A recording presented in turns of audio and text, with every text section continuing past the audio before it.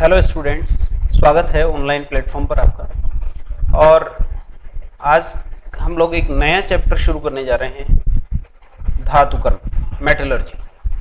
तो देखिए धातुकर्म क्या है। धातुकर्म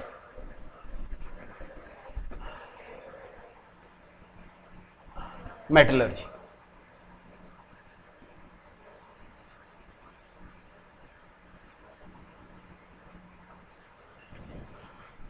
देखिए प्रकृति में जितने भी तत्व हैं उनमें से अधिकांशतः ऐसे हैं जो संयुक्त अवस्था में मिलते हैं और कुछ तत्व ऐसे हैं जो मुक्त अवस्था में मिलते हैं। यानी तत्व संयुक्त अवस्था में भी मिल सकते हैं और मुक्त अवस्था में भी मिल सकते हैं, लेकिन ज़्यादातर तत्व जो होते हैं वो संयुक्त अवस्था में मिलते हैं।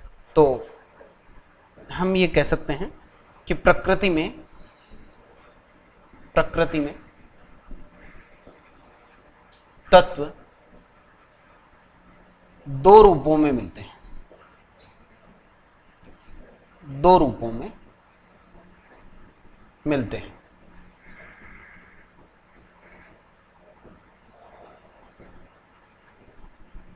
ठीक है, दो रूपों में मिलते हैं। और ये दो रूप कौन से? एक तो मुक्त अवस्था, मुक्त अवस्था में यानी फ्री फॉर्म में, फ्री फॉर्म बोल सकते हो या फिर नेटिव फॉर्म बोल सकते हो, नेटिव फॉर्म। ठीक है, मुक्त अवस्था में मिलते हैं या तो, या फिर संयुक्त अवस्था में मिलते हैं। संयुक्त अवस्था में, संयुक्त अवस्था में, संयुक्त अवस्था का मतलब है कंपाउंड स्टेट में, कंपाउंड स्टेट। या तो मुक्त अवस्था में मिलेंगे नेटिव स्टेट में, या फिर संयुक्त अवस्था में मिलेंगे। लेकिन मुक्त अवस्था में मिले या संयुक्त अवस्था में मिले, इनके साथ कुछ अवांछनीय अशुद्धियां होती हैं। इनके साथ क्या होता है? कुछ अवांछनीय अशुद्धियां होती हैं, अवांछनीय अशुद्धियां होती हैं। ठीक है, अवांछनीय अशुद्धियां क्या हो सकती हैं? रेत हो सकती है ना, मिट्टी हो सकती है यानी सैंड हो सकती है, क्ले हो सकती है, कंकड़ हो सकते हैं, कंकड़ है ना, रॉक्स आदि, ये इनके साथ मिले हुए हो सकते हैं। ठीक है, ये जो मुक्त अवस्था में मिलते हैं, इन तत्वों के उदाहरण या तो उत्कृष्ट धातुएं हैं। इन तत्वों के उदाहरण क्या है? उत्कृष्ट धातुएं।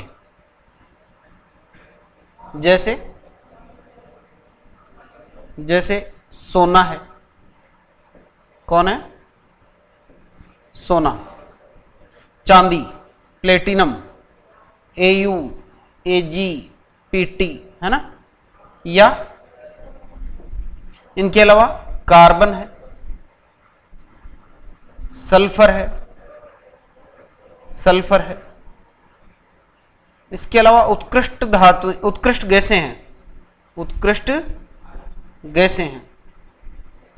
ये सब उत्कृष्ट गैसें मतलब helium, neon, argon, krypton, xenon, radon, ये सब तो मिलते हैं मुक्त अवस्था में।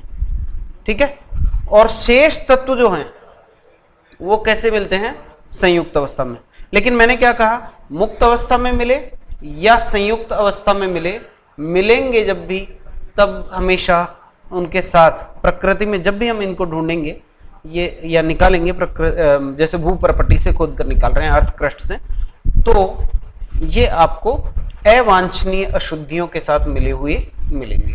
ठीक है, और अवांछनीय अशुद्धियों के साथ जब ये मिले हुए होते हैं, जिनको हम लोग भूपरपट्टी से खोद कर निकालते हैं यानी पृथ्वी की ऊपरी सतह से खोद कर निकालते हैं, तो इन्हें हम लोग क्या कहते हैं? खनिज कहते हैं। क्या कहते हैं? खनिज। अच्छा, ये जो तत्व होते हैं, ये तत्व धातु, अधातु, उपधातु कुछ भी हो सकते हैं, है ना।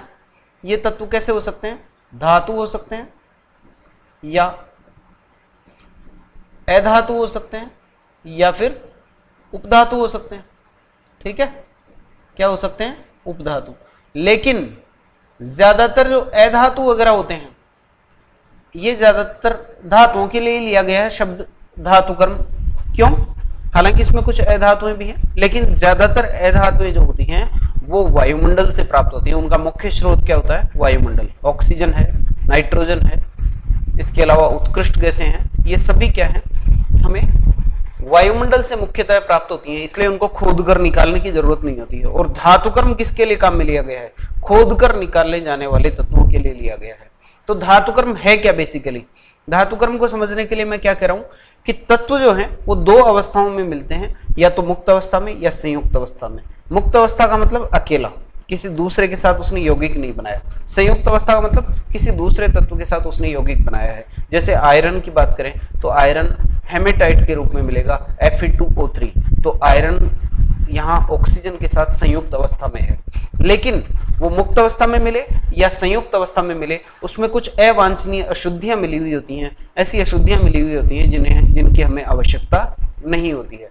तो जब ये मिले हुए होते हैं, यानी अशुद्धियां इनमें मिली हुई होती हैं, तो हम क्या कहते हैं? तत्व प्लस ये अवांछनीय अशुद्धियां, अवांछनीय अशुद्धियां, है ना? अवांछनीय अशुद्धियां।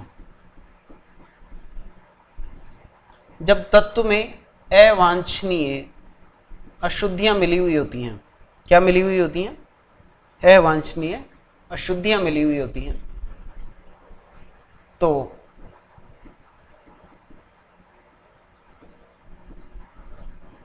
इस रूप में हम लोग क्या करते हैं? जमीन से खोद कर निकालते हैं, यानी भूपरपट्टी से खोद कर निकालते हैं। भूपरपट्टी से खोद कर निकालते हैं, भूपरपट्टी से खोद कर निकालते हैं। और इनकी जो खोदने की प्रक्रिया है उसको बोलते हैं खनन, माइनिंग। उसको क्या बोलते हैं? माइनिंग बोलते हैं। और इंजीनियरिंग में इस माइनिंग के नाम से एक अलग ब्रांच भी चलती है। माइनिंग में भी बहुत सारी चीजों की स्टडी की जाती है, ठीक है? तो भूपरपट्टी से खनन द्वारा प्राप्त होते हैं, भूपरपट्टी से खनन द्वारा प्राप्त होते हैं। और भूपरपट्टी से खनन द्वारा जिस रूप में प्राप्त होते हैं, जिस रूप में प्राप्त होते हैं, उस रूप को क्या कहते हैं? खनिज कहते हैं। जिस रूप में प्राप्त होते हैं उसे क्या कहते हैं? खनिज कहते हैं। जिस रूप में प्राप्त होते हैं क्या कहलाता है? खनिज कहलाते हैं। तो ओर्स क्या है? खनिज क्या है? खनिज क्या है भाई? खनिज वह पदार्थ है जिसे खनन द्वारा प्राप्त किया जाता है और उसमें किसी तत्व की, किसी एक तत्व की अधिक मात्रा होती है, उसमें किसी एक तत्व की अधिक मात्रा होती है जो अवांछनीय अशुद्धियों के साथ मिली हुई होती है, ठीक है? अब देखिए, जितने भी खनिज होते हैं उन सभी से हमें तत्वों की प्राप्ति, या उन सभी से हम तत्वों का निष्कर्षण नहीं करते हैं। उन सभी से हम लोग क्या करते हैं? तत्वों का निष्कर्षण नहीं करते हैं। केवल कुछ खनिज हैं जिनसे तत्वों का निष्कर्षण किया जाता है। तो कौन से खनिजों से तत्व का निष्कर्षण किया जाएगा और कौन से खनिजों से नहीं किया जाएगा, ठीक है? ये देख लेते हैं। तो कौन से खनिज से तत्व का निष्कर्षण किया जाएगा? उस खनिज से तत्व का निष्कर्षण किया जाता है, उस खनिज को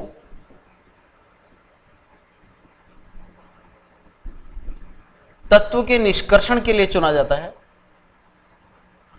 तत्व के निष्कर्षण के लिए चुना जाता है, चुना जाता है। किसको चुना जाएगा? जिसके द्वारा, या यूं कह दूं एक बार, जिसके द्वारा धातु का निष्कर्षण रासायनिक रूप से संभव हो। अब रासायनिक रूप से संभव होने का मतलब क्या है? रासायनिक रूप से संभव होने का मतलब है कि उसके लिए डेल्टा जी का मान नेगेटिव होगा, यानी वह ऊष्मागतिकीय रूप से स्वतः प्रक्रम होगा। कैसा होगा? स्वतः प्रक्रम होगा। तो हम कह सकते हैं क्या? फर्स्ट पॉइंट तो जिसके द्वारा, जिसके द्वारा तत्व का निष्कर्षण, तत्व का निष्कर्षण कैसा हो? रासायनिक रूप से संभव हो, रासायनिक दृष्टि से संभव हो, रासायनिक दृष्टि से संभव हो, सबसे पहली बात। ठीक है, रासायनिक दृष्टि से क्या होना चाहिए? संभव होना चाहिए।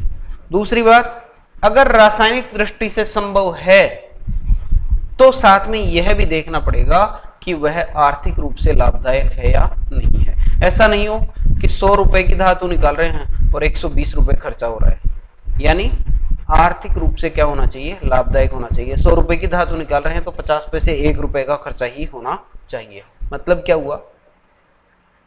प्रक्रम, धातु निष्कर्षण का जो प्रक्रम है या तत्व के निष्कर्षण का जो प्रक्रम है वो कैसा हो? आर्थिक रूप से लाभदायक हो। आर्थिक रूप से क्या हो? लाभदायक हो। आर्थिक रूप से लाभदायक हो या लाभप्रद हो। ठीक है, दूसरी बात यह है।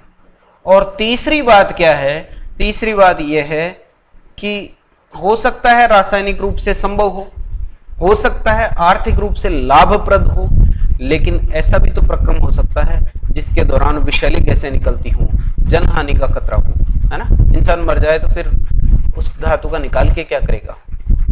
तो विषैली गैसें नहीं होनी चाहिए, यानी प्रदूषण रहित होना चाहिए। प्रक्रम कैसा होना चाहिए? प्रदूषण रहित हो। प्रक्रम कैसा हो? प्रदूषण रहित हो, प्रकृति को नुकसान पहुंचाने वाला ज्यादा नहीं हो, प्रदूषण रहित हो। कैसा हो भाई? प्रदूषण रहित हो। और जिस खनिज में ये गुण होंगे, जिस खनिज में ये सारे गुण होंगे, उसी खनिज को हम लोग क्या कह देते हैं? अयस्क कह देते हैं। क्या कह देते हैं? अयस्क कह देते हैं। तो हम लिख लेते हैं कि इस प्रकार का खनिज, जिस अयस्क में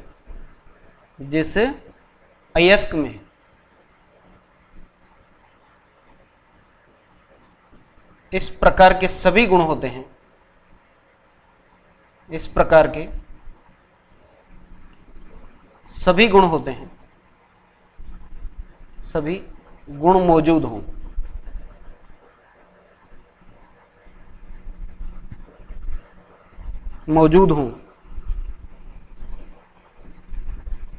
क्या कहलाता है?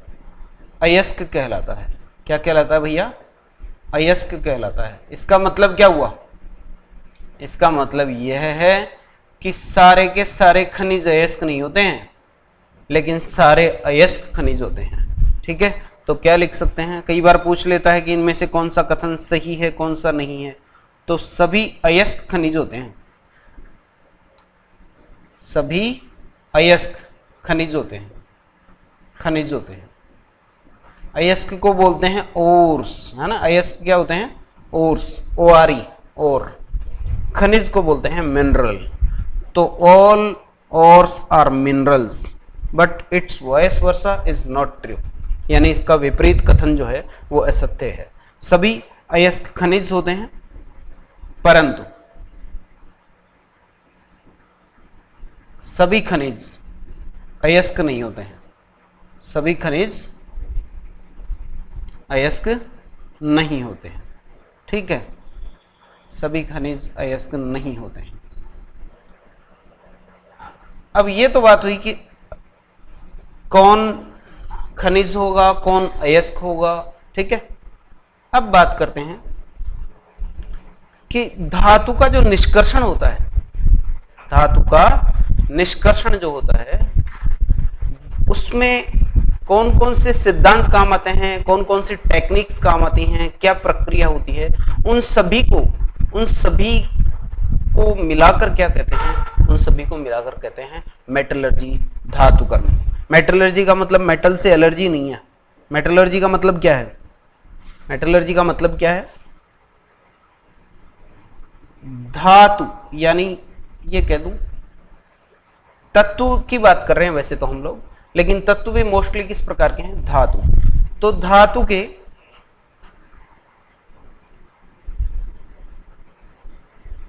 खनन से लेकर शुद्धिकरण तक, शुद्धिकरण, शुद्धिकरण का मतलब शुद्ध अवस्था में धातु प्राप्त करना, शुद्धिकरण तक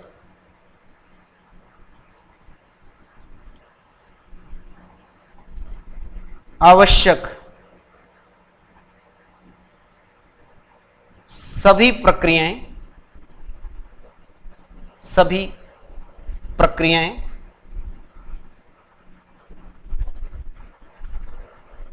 तकनीक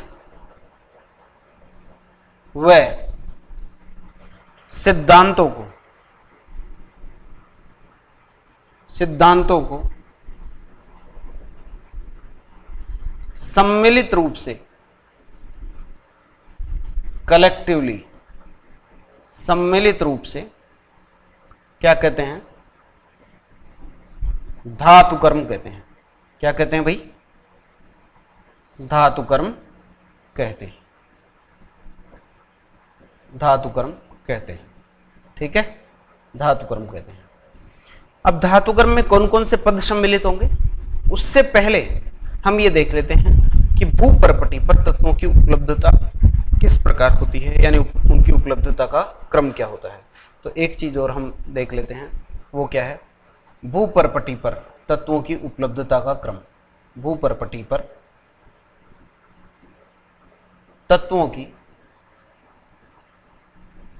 उपलब्धता का क्रम, उपलब्धता का क्रम।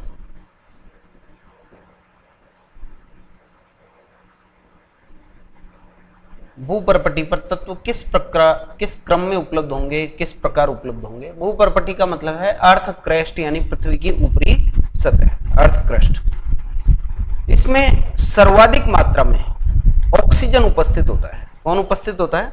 ऑक्सीजन। ये लीजिए, सर्वाधिक 1 नंबर पर आता है इसमें ऑक्सीजन। ऑक्सीजन लगभग 46% होता है। लगभग कितना होता है द्रव्यमान के अनुसार?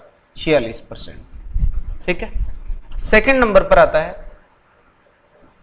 सिलिकॉन। सेकंड नंबर पर कौन आता है? सिलिकॉन। थर्ड पर आता है एल्यूमिनियम। कौन आता है? एल्यूमिनियम। फोर्थ पर एल्यूमिनियम, सिलिकॉन होता है लगभग 29%, एल्यूमिनियम होता है लगभग 8.3% के लगभग। इसके बाद होता है आयरन। अब इनके बाद आपको परसेंट ध्यान रखने की भी जरूरत नहीं, हालांकि परसेंट इनकी भी ध्यान रखने की जरूरत नहीं है, क्रम ध्यान होना चाहिए। ठीक है। इसके बाद कैल्शियम,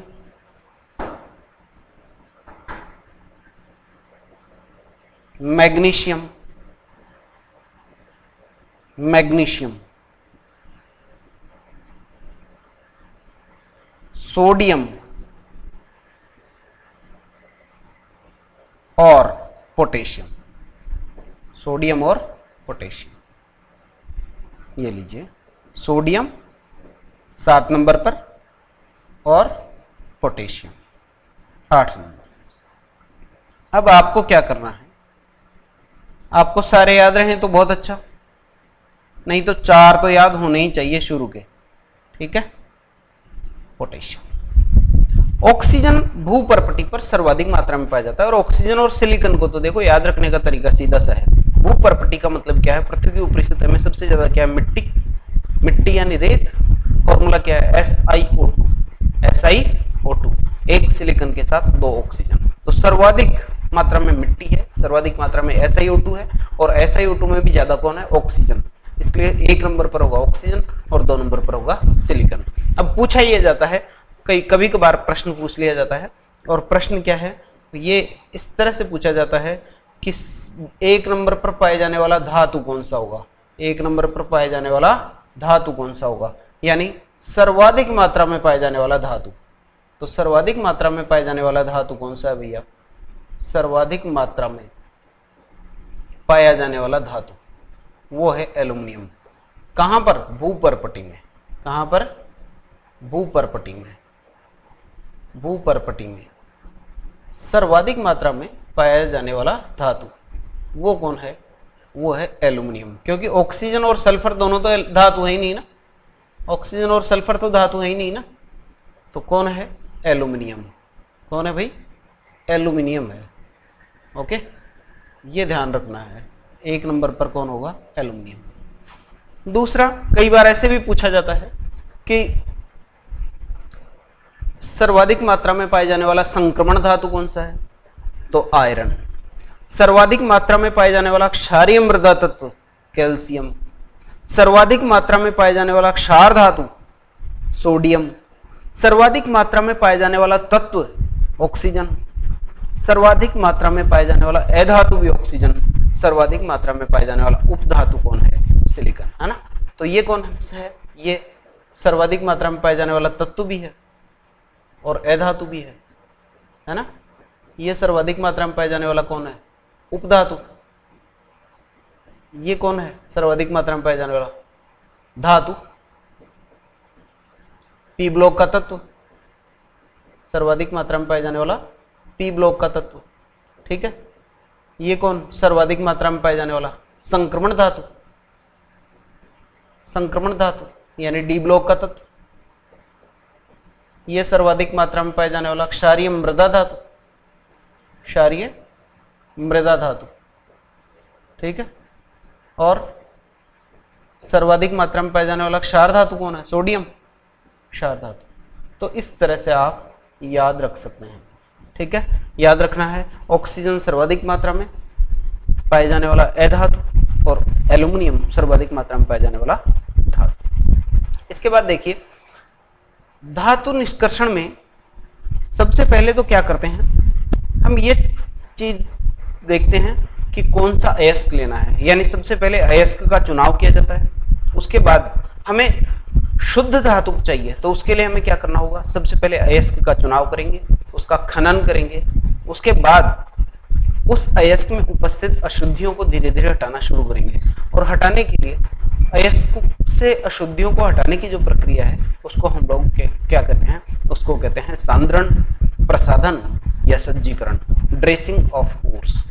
ठीक है। जब अयस्क का सांद्रण हो जाता है, यानी उसमें से मोटी मोटी अशुद्धियां सारी हट जाती हैं, तो उसके बाद हम लोग उससे धातु प्राप्त करने की प्रक्रिया शुरू करते हैं। और धातु प्राप्त करने की प्रक्रिया में कौन कौन से पद सम्मिलित हैं, तो हम सारी चीजें यहाँ देखते हैं। धातु कर्म में कौन कौन से पद सम्मिलित हैं। ठीक है। तो धातु कर्म के पद, धातु कर्म के पद यानी धातु कर्म में कौन कौन से पद सम्मिलित हैं, इसके पद। सबसे पहले क्या करेंगे? सबसे पहले अयस्क का चुनाव करेंगे। फर्स्ट काम हमारा क्या है? अयस्क का चुनाव, अयस्क का चुनाव। और अयस्क का चुनाव या चयन करेंगे तो कैसे करेंगे? इसकी हमने देख ली कंडीशंस, क्या क्या खास बात होनी चाहिए अयस्क की।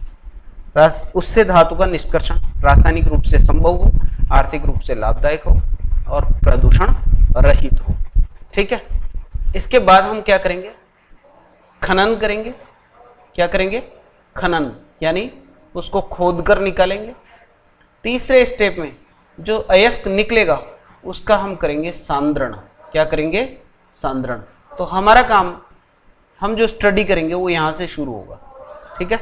सांद्रण जो होता है अयस्क का सांद्रण, इसी को अयस्क का प्रसाधन भी कहते हैं। प्रसाधन का मतलब क्या है?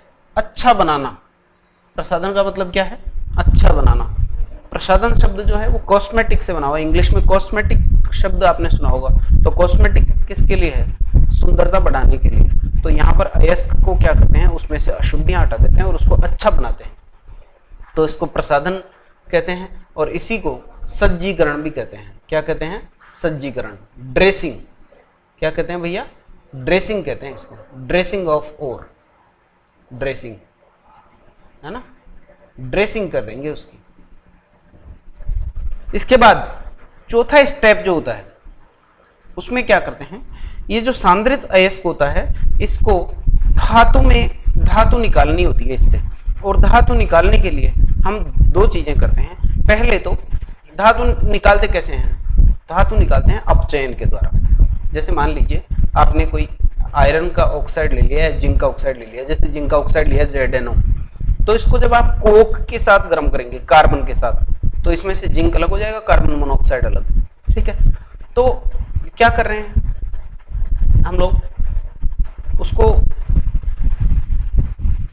सीधा अपचयित कर रहे हैं। लेकिन कुछ अयस्क ऐसे होते हैं जिनको आप सीधा अपचयित नहीं कर सकते, उनको अपचयन योग्य बनाना पड़ता है। तो अगला स्टेप क्या है हमारा, अगला स्टेप ये है सांद्रित अयस्क से धातु का निष्कर्षण। सांद्रित अयस्क से धातु निष्कर्षण, सांद्रित अयस्क से धातु का निष्कर्षण। और इस धातु के निष्कर्षण में दो पद सम्मिलित हैं। इस निष्कर्षण में क्या है, दो पद शामिल है। कौन कौन से? एक पद तो यह है कि अयस्क को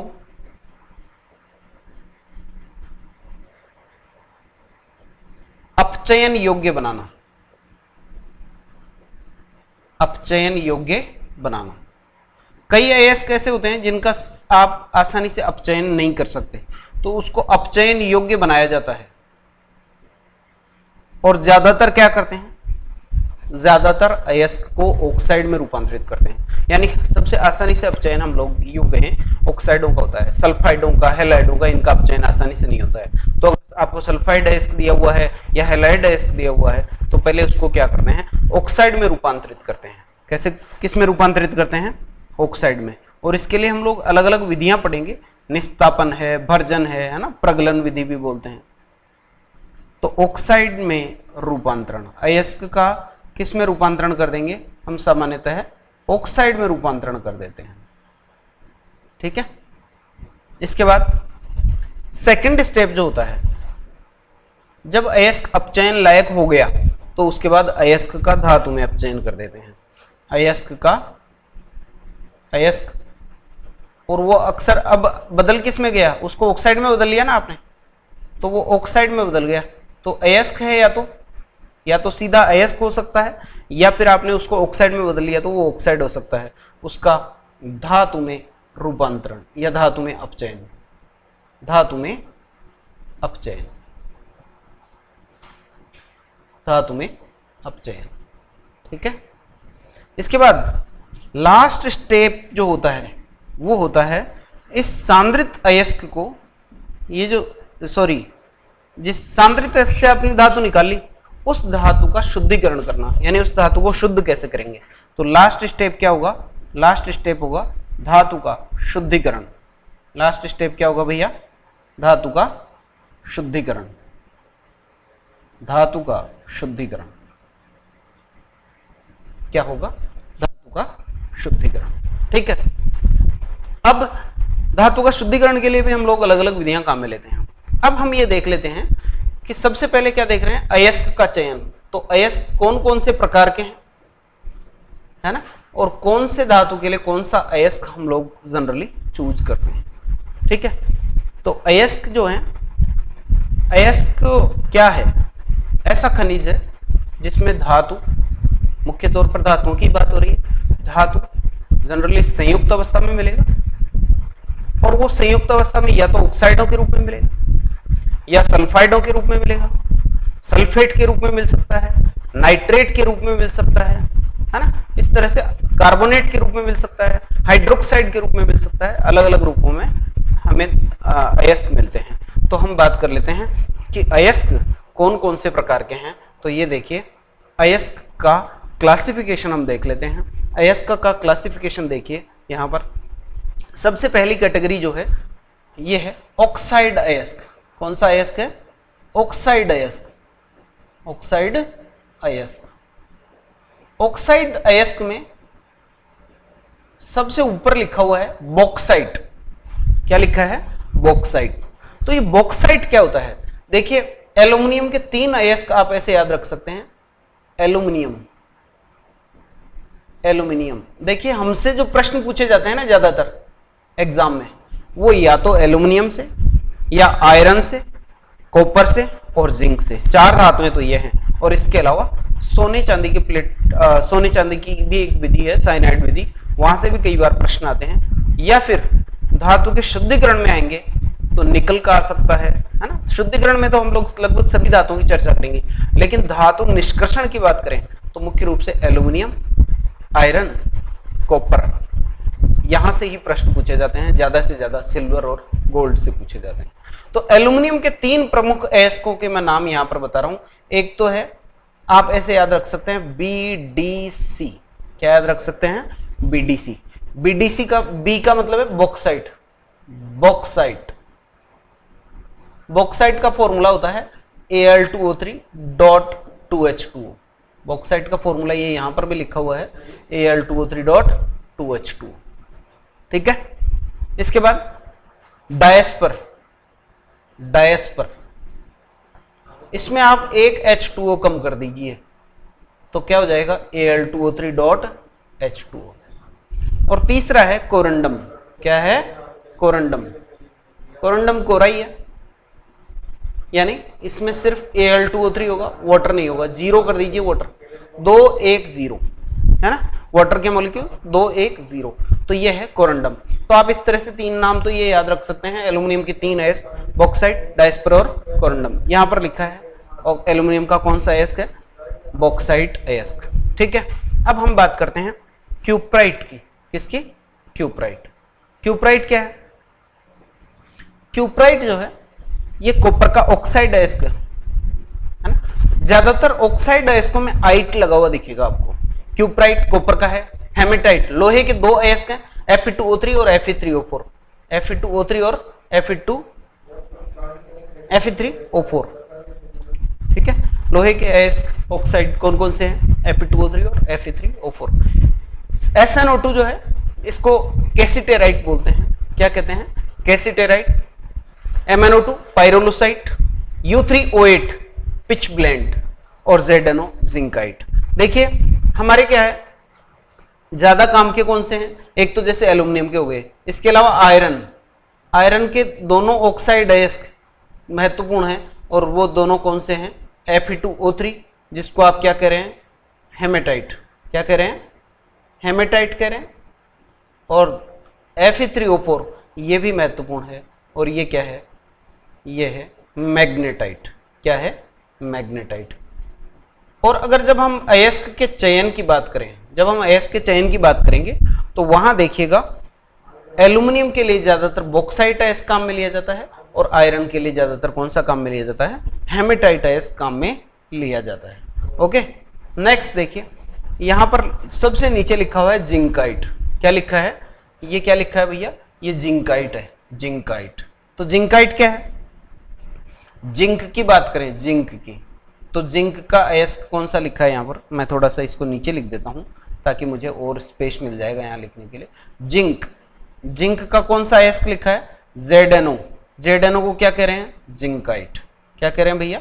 जिंकाइट। तो मैं जो यहां नाम लिख रहा हूं वो तो महत्वपूर्ण है ही, साइड में जो लिख रहा हूं। ठीक है।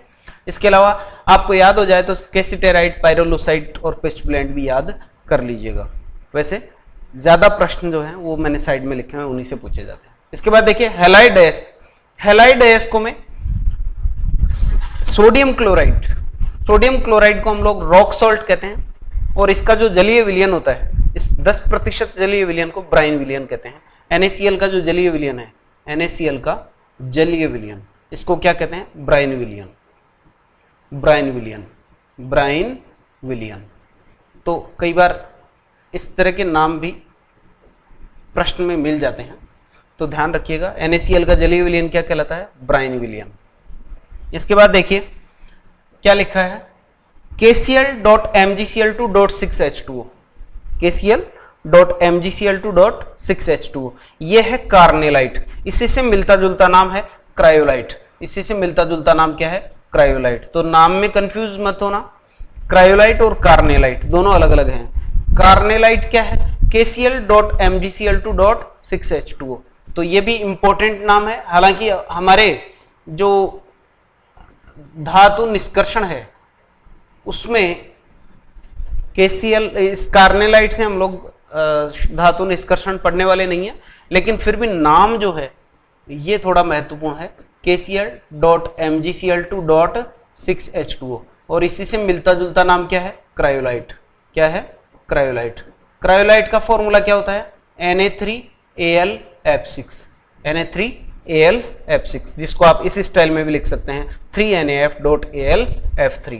फॉर्मूला आप ऐसे भी लिख सकते हैं Na3AlF6, Na3AlF6। ये है क्रायोलाइट। ठीक है, इसके बाद देखिए AgCl। AgCl को हॉर्न सिल्वर कहते हैं। AgCl को क्या कहते हैं? Horn silver. तो ये तीनों महत्वपूर्ण है। ठीक है, रॉक सॉल्ट तो फिर भी इतना नहीं है, रॉक सॉल्ट तो आप वैसे भी ध्यान रख लेंगे। KCl को क्या कहते हैं? सिल्वाइन कहते हैं। KCl को क्या कहते हैं? सिल्वाइन।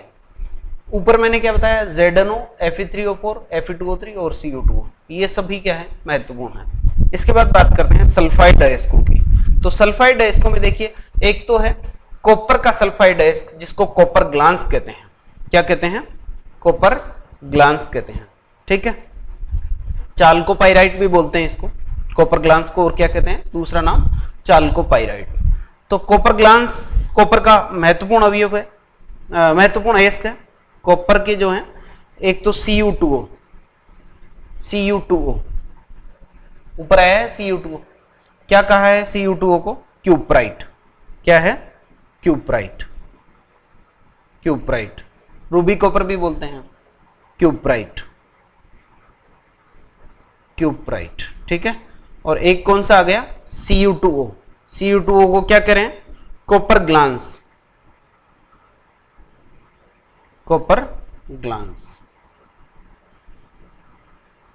ठीक है, कॉपर ग्लांस। इसके बाद देखिए, कॉपर का एक अयस्क और है कॉपर पाइराइट। ये भी महत्वपूर्ण है। अच्छा, मैंने यहाँ Cu2O लिख दिया फिर से, ये Cu2S है। क्या है? Cu2S। एक होता है CuFeS2, इसको कहते हैं कॉपर पाइराइट। क्या कहते हैं? Copper pyrite. ये भी कॉपर का महत्वपूर्ण अयस्क है। ठीक है, तो कॉपर पाइराइट और कॉपर ग्लांस दोनों क्या हैं? सिल्वर के महत्वपूर्ण अयस्क हैं। और कॉपर का ऑक्साइड क्यूप्राइट तो है ही। इसके बाद सिनेबार, ये भी नाम तो आपको ध्यान होना चाहिए, कई बार पूछ लिया जाता है। गैलेना का नाम भी ध्यान होना चाहिए, PbS होता है। जिंक ब्लेंड, ZnS, ये भी आपको ध्यान रखना है। जिंक का एक अयस्क और इधर लिख देते हैं, वो क्या है? Zinc blende. ठीक है, इसके बाद देखिए, जिंक ब्लेंड के बाद लिखा है अर्जेंटाइट, सिल्वर का अयस्क। अर्जेंटाइट, सिल्वर के दो अयस्क आ गए हैं। एक तो सिल्वर का कौन सा अयस्क आ गया? एक तो सिल्वर का आ गया AgCl, है ना, AgCl। हॉर्न सिल्वर, तीन आ गए हैं। हॉर्न सिल्वर, AgCl का क्या है? Horn silver. इसके बाद Ag2S, अर्जेंटाइट। Ag2S का क्या आ गया? अर्जेंटाइट, है ना, अर्जेंटाइट। तो ये भी थोड़ा सा महत्वपूर्ण बनता है। इसके बाद देखिए इप्सम जिप्सम। इप्सम है मैग्नीशियम सल्फेट हेप्टाहाइड्रेट, MgSO4.7H2। ये भी आपको ध्यान होना चाहिए, हालांकि धातुकर्म में ज्यादा काम आता नहीं है। जिप्सम, ये भी धातुकर्म में काम नहीं आता है। जिप्सम है, POP है, मृत तापित प्लास्टर है। CaSO4.2H2O हो तो जिप्सम, CaSO4.12H2O हो तो इसको बोलते हैं POP, प्लास्टर ऑफ पेरिस, जो हम लोग भवन निर्माण में भी काम में लेते हैं। और एक होता है CaSO4 सिर्फ, उसमें वाटर नहीं होगा तो वो उसको क्या कहते हैं? मृत तापित प्लास्टर, डेड बर्न्ड प्लास्टर। इसके बाद एंग्लेसाइट है, PbSO4, ज्यादा महत्वपूर्ण नहीं है, फिर भी ध्यान रख सकते हैं आप। बेराइट है, BaSO4, है ना। ये कुछ नाम है जो आप ध्यान रख सकते हैं। इसके बाद सिलिकेट अयस्क। सिलिकेट अयस्क में ज्यादा कुछ पूछा नहीं जाता है, फिर भी आप फेल्सपार का नाम तो जरूर ध्यान रख लीजिएगा, क्योंकि फेल्सपार और फ्लोरोस्पार दो मिलते जुलते नाम है। फेल्सपार क्या है? K2O.Al2O3.6SiO2, K2O.Al2O3.6SiO2। इसके साथ ही मिलता जुलता नाम क्या है? फ्लोरोस्पार। इसका मिलता जुलता नाम क्या है? फ्लोरोस्पार। फ्लोरोस्पार जो होता है वो होता है CaF2। किसको बोलते हैं? CaF2 को। तो मिलते जुलते नामों में कंफ्यूज होने की जरूरत नहीं है। जैसे एक तो फ्लोरस्पार और एक फेल्सपार। फेल्सपार क्या है? फेल्सपार है K2O dot Al2O3 dot 6SiO2 Al2O3 dot 6SiO2। तो ये कुछ मिलते जुलते नाम है। जैसे यहाँ पे आ गया एक तो फेल्सपार फ्लोरस्पार है ना, एक यहाँ पे आया कार्नेलाइट क्रायोलाइट। तो इनमें कंफ्यूज नहीं होना है। एक कार्बोरंडम कोरंडम होता है। कोरंडम क्या है? Al2O3 है ना। एक कार्बोरंडम होता है, SiC को बोलते हैं कार्बोरंडम। SiC को क्या बोलते हैं? कार्बोरंडम। तो इनमें कंफ्यूज नहीं होना है। Corundum carborundum, carnallite cryolite, feldspar fluorspar है ना, ये है। माइका का भी आप ध्यान रख सकते हैं, लेकिन ज्यादा पूछा नहीं जाता है। इसके बाद बात करते हैं, ये सिलिकेट अयस्क है, नाइट्रेट अयस्क। नाइट्रेट में दोनों ध्यान रखने हैं, चिली सॉल्ट पीटर और इंडियन सॉल्ट पीटर। इसमें बंगाल सॉल्ट पीटर लिखा हुआ है, इसी को क्या कहते हैं? इंडियन सॉल्ट पीटर भी बोलते हैं। इसी को क्या कहते हैं भैया? Indian salt Peter. Indian salt Peter, ठीक है। बंगाल सॉल्ट पीटर भी इसी को बोलते हैं और इंडियन सॉल्ट पीटर भी इसी को कहते हैं, ठीक है। इसके बाद कार्बोनेट अयस्क है। कार्बोनेट अयस्क भी बहुत महत्वपूर्ण है। मैग्नीशियम का है मैग्नेसाइट, बिल्कुल ध्यान रखना है। डोलोमाइट MgCO3 CaCO3 है ना। कैलामाइन जिंक का, कैलामाइन जिंक का अयस्क है। तो ये कैलामाइन भी महत्वपूर्ण है। ZnCO3 ये भी कई बार पूछा जाता है। कैलामाइन, कैलामाइन किसका अयस्क है? कैलामाइन किसका अयस्क है ना। तो कैलामाइन किसका अयस्क है? जिंक का अयस्क है और कार्बोनेट अयस्क है, ठीक है। कैलामाइन पूछा जाता है। मेलाकाइट और एजुराइट, इन दोनों में देखिए, ये रहा मेलाकाइट और ये रहा एजुराइट। मेलाकाइट में CuCO3 dot CuOH all twice और एजुराइट में 2CuCO3 dot CuOH all twice, ठीक है। तो मेलाकाइट एजुराइट भी ध्यान रखेंगे। इसके बाद CuCO3 इसको बोलते हैं, ये CuCO3 गलत छपा हुआ है, यहां पे है CaCO3 है ना, लाइमस्टोन। CaCO3 क्या बोलेंगे इसको? लाइमस्टोन, चूने का पत्थर, जिसको आप लोग संगमरमर या खड़िया भी कहते हैं, ठीक है। इसके बाद सेरुसाइट PbCO3, सिडेराइट FeCO3। ये सिडेराइट भी थोड़ा सा ध्यान रख लीजिएगा, सिडेराइट FeCO3, सिडेराइट। ये सिडेराइट के लिए इसलिए कह रहा हूं, देखो मेलाकाइट, सिडेराइट ये ऐसे अयस्क हैं जो एग्जाम में पूछे जाते हैं। यानी एल्यूमिनियम, आयरन, जिंक और कॉपर, इन चार धातुओं के अयस्क तो पूछे जाते हैं, और इनमें से भी स्पेशली वो वाले पूछे जाएंगे जो आपको ध्यान में नहीं हो, क्योंकि हेमेटाइट, मैग्नेटाइट, बॉक्साइट है ना, ये तो सब लोग जानते हैं कि ये क्या होते हैं। अब हम बात करते हैं कि हम चर्चा कर रहे थे शुरू में भी कि कौन से धातु के लिए कौन सा अयस्क ज्यादा लिया जाता है। तो बॉक्साइट एल्यूमिनियम के लिए लिया जाता है बॉक्साइट अयस्क, है ना। आयरन के लिए ज्यादातर हेमेटाइट काम में लिया जाता है। जिंक के लिए ज्यादातर जिंकाइट काम में लिया जाता है। और कॉपर की बात करें तो कॉपर के लिए कॉपर पाइराइट काम में लिया जाता है ज्यादातर, CuFeS2। ये कुछ अयस्क हैं जिन्हें आपको याद करना है। जब ये आपको याद हो जाएंगे तो उसके बाद आप लोगों के लिए थोड़ा सुविधाजनक हो जाएगा। अगली क्लास में हम लोग जब ये डिस्कस करेंगे कि कैसे कौन से धातु के लिए कौन सी अयस्क काम मिलेंगे और उससे किस प्रकार धातु का निष्कर्षण किया जाएगा, ठीक है। मिलते हैं नेक्स्ट वीडियो में। वीडियो देखने के लिए धन्यवाद।